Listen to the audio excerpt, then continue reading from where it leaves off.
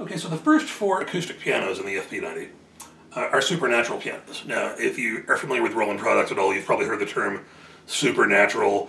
It is kind of a marketing term that refers to their marquee sound design work, their best work across a variety of sonic categories and instruments.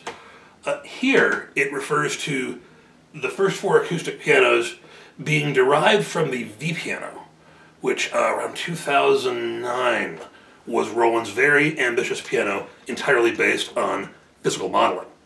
Now, the difference between physical modeling and sampling, which is the technology digital pianos usually use, is where sampling is like taking a series of digital snapshots of a sound and then re-triggering them from the keyboard. Physical modeling is a sophisticated computer model that says, what would I do if I were a hammer striking a string alongside a bunch of other strings in a big wooden resonant cabinet? So physical modeling gives you a lot more attention to detail and potentially a lot more responsiveness if it's done right. And here I'm happy to report that it is indeed done right.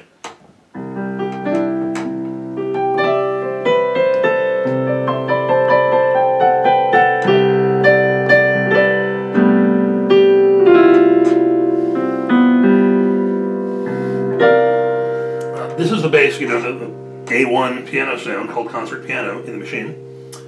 I just find it to be incredibly flexible. It's got so much timbral range from dark to bright. You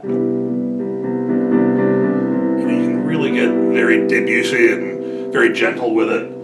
But, you know, if you want those bright, close mic sounding harmonics to jump out at you, you can get that too.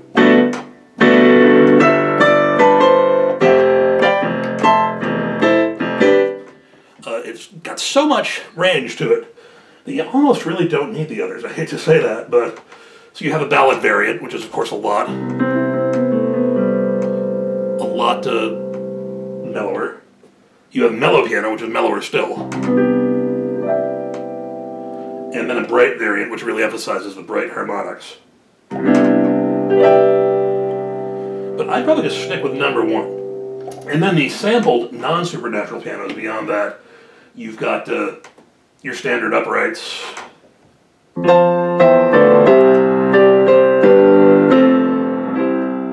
some, you know, detuned variations, like a ragtime piano. You have quite a few pianos in here based on Roland's kind of forerunner of the V piano, SA, which stood for Structured Adaptive Synthesis back in the 80s and 90s. So these sort of kind of 80s, half acoustic, half electric sounding, vaguely Yamaha CP-ish sounding things as well. You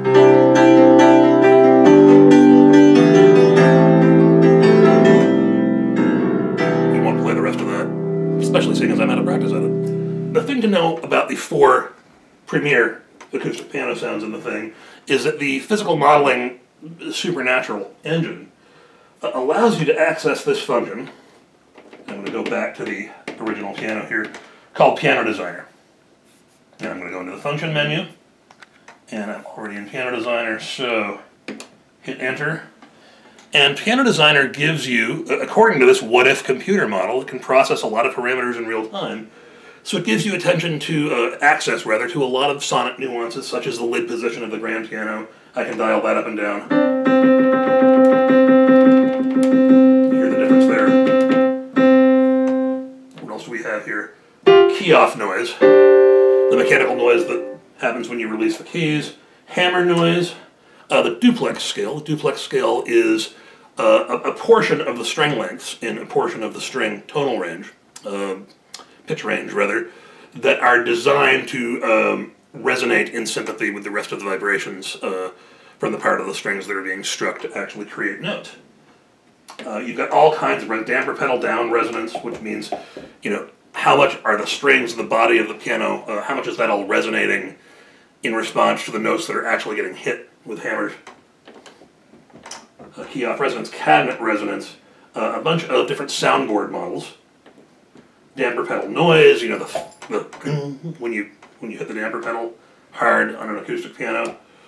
But most compellingly, you have a range of per note functions. So the tuning, the volume, the character, a mellow to bright character, is something, those three things, I can adjust per note for each one of the 88 keys on the piano. So you can really, if you want to get persnickety and very detail-oriented about things, you can stretch tune exactly as much as you want using this. You can make one note to the other wildly different to simulate an out-of-repair piano if you'd want to do such a thing. But the main idea is whereas samples would brag about being snapshots of this or that specific famous piano, the modeling parameters in the FP-90 allow you to really create any piano you might hear in your mind's ear. And yes, you can access all of this stuff from this little display. But so the single note-by-note parameters, the volume, tuning, and character, you can access and adjust those and create any piano you want right from the panel. It's a lot more visual and a lot easier to do using a Roland app called Piano Designer that will run on an iOS or Android mobile device paired to your FP-90 via Bluetooth or a hardline USB connection. And that gives you a visual interface for doing this, and you can create pianos in the Piano Designer app and pump them into the Piano Designer functionality in the FP-90. I'll show you a little bit of that in a separate clip that we're going to devote to iPad and Bluetooth connectivity.